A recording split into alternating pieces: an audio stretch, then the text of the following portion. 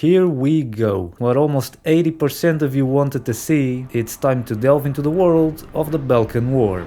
Let me introduce you to Warriors and the Belkan War, a documentary made by Ozian reporter Brett Thompson to celebrate the 10th anniversary of the Belkan War. This war started due to an economic crisis. Belka, trying to not go bankrupt, gave away its eastern territories, and from that, the country of Ustio was born. However, that didn't really solve their issues, so they kept diminishing their size, while Ozia was like, oh, don't mind if I do. Amidst all the chaos, an extreme right-wing party rose within Belka, decided to restore its might. And so, with the discovery of natural resources in Ustio, Belka invaded its neighbors, starting the war. To fight them, Ustio's resistance, located in the mountain range, joined Ozia and several foreign mercenary units on a massive counterattack. This is what can be found in Strange Real's version of Wikipedia. However, during his initial research, Brett found a pattern on several documents he gathered, the mention of a mercenary pilot, all followed by the words demon. Since the records were incomplete, he thought this would give a good story, and so decided that the documentary would focus on the history of the war through this mysterious mercenary. That led him to several countries in search of the pilots who knew him through combat. One such man is Larry Folk, call-sign Pixy, a Belkan mercenary who was employed by the country of Ustio during the war and acted as Galm 2, the wingman to Galm 1.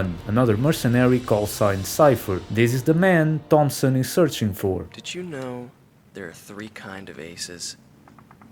Those who seek strength, those who live for pride, and those who can read the tide of battle. Those are the three. And him? He was a true ace. And with that, Pixie introduces the main gimmick of this game, the ace styles. Zero features a new type of enemy, a yellow target. This is meant to represent enemies that pose no specific threat to the mission. I'm talking about civilian houses, stands, and the occasional aircraft who's too damaged to pose any danger and is just retreating. You're given an ace style depending on how you deal with these yellow targets. Knight, if you decide to spare them all, mercenary if you obliterate everything in your path, and soldier if you're somewhere in the middle. The ace style doesn't affect the overall story too much, but it does have an impact on certain fights and even some reactions from the people surrounding Galm 1. That logically leads to the question, which style is canon? Now, if you've been around for a bit, you probably guessed that that is the type of question that interests me. And so my answer to this is, it doesn't really matter. Surprising, I know, but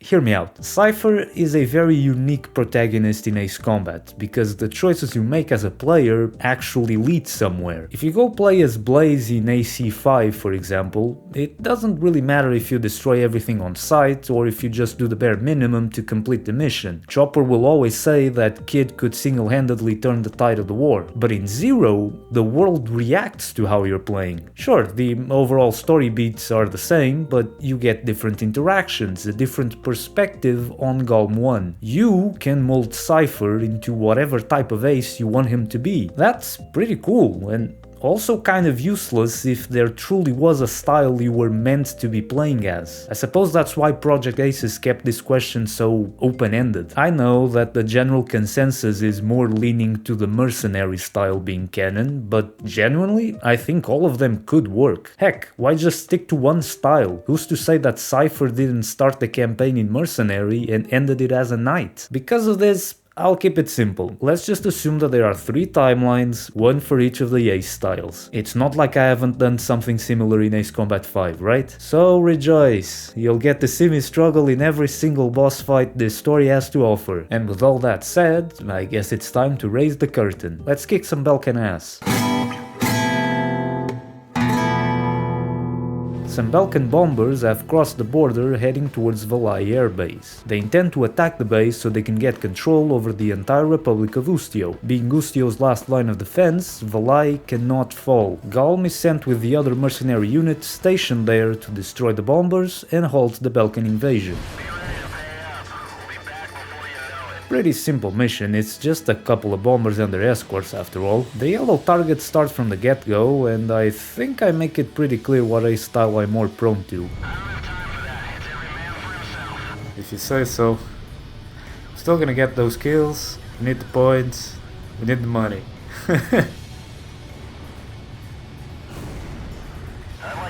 those Belkan cowards report back to their superiors. Well, that is, if they can get out of this mountain of ice. Ustio needs to regain control over Route 171 in order to secure a transit route for their ground troops. The 3 bridges present there are all heavily guarded by the Belkan armored corps. Galm is sent to destroy the ground units and secure the supply line. A windmill. I don't know why a windmill gives points, but I'll take it. Well, obviously, a giant windmill is one of the greatest threats to a fighter jet I can think of, especially for me. This is also the mission where a lot of ground yellow targets start to appear. Those houses are probably full of Belkan supplies. Better not take any chances. Sure, Pixie, that's totally why we're targeting them. I'm sure this fight will change the look of this place. Well, this is just a fucking bombing run at this point. Just bombing houses now. I'm just really immersing myself in the mercenary lifestyle. And also going back to old customs.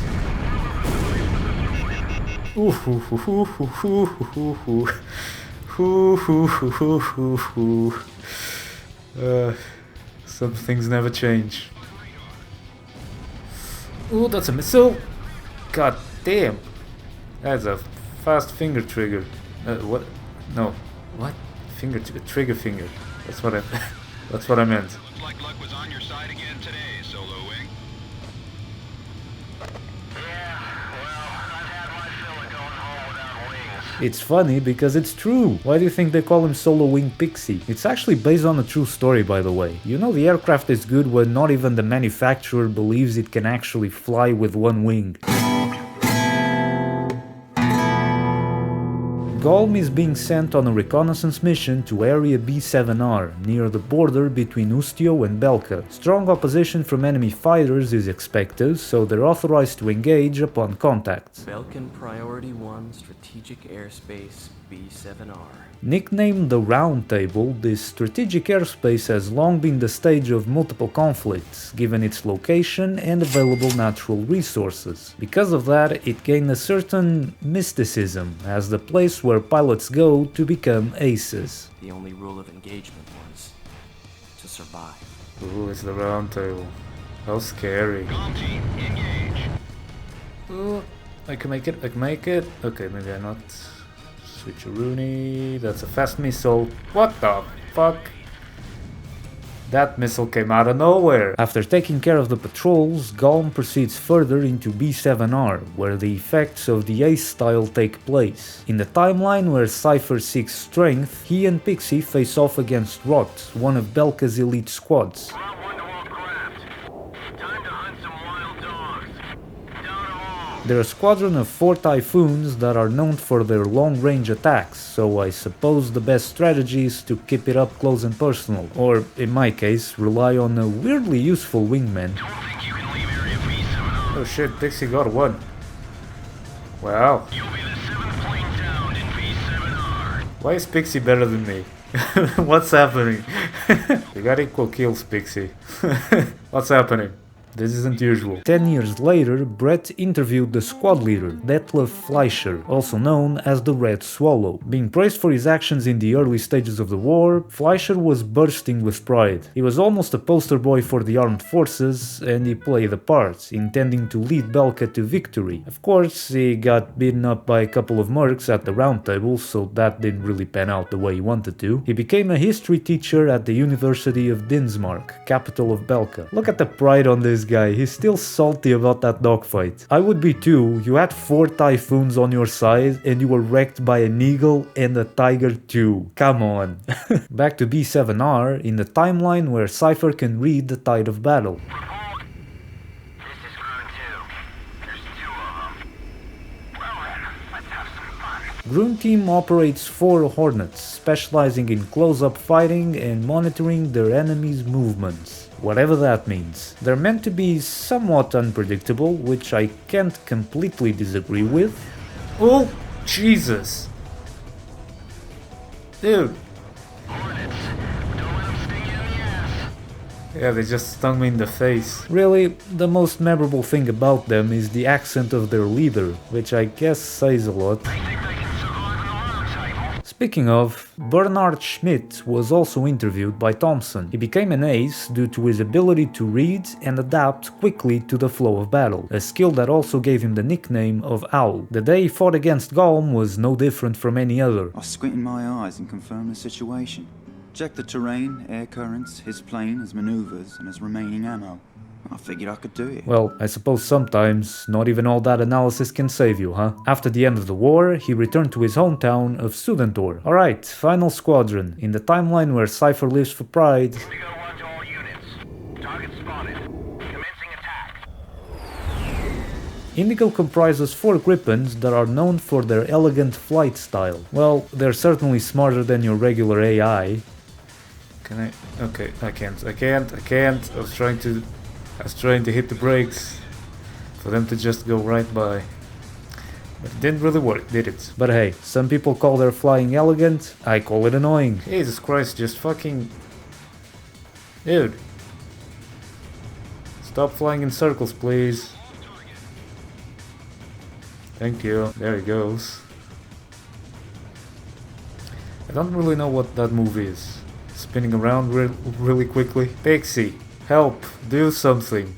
You did something with the other guys, why are you not doing with these? God damn it. And he keeps spinning. Come on, there you go. In the documentary, Thompson interviews Dimitri Heinrich, Indigo 1, aka the Blue Heron, a title he won for his precision and grace in flying.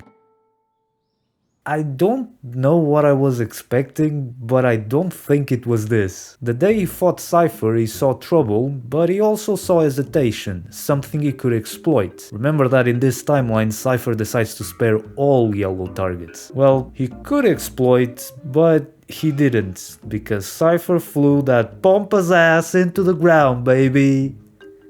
I apologize, I did learn that he suffered serious injuries after ejecting, which left him in a coma until after the war had ended. But since then, he's had his hands full with his family's trading company, and he's clearly better in life than most of us combined. Goddamn pompous bastard. Okay, back to Galm. Turns out, their little reconnaissance mission was just a decoy. Yep. While they were out here fighting aces, the allied naval forces were able to begin their advance elsewhere. Give them another episode and they'll have liberated Ustio. Probably.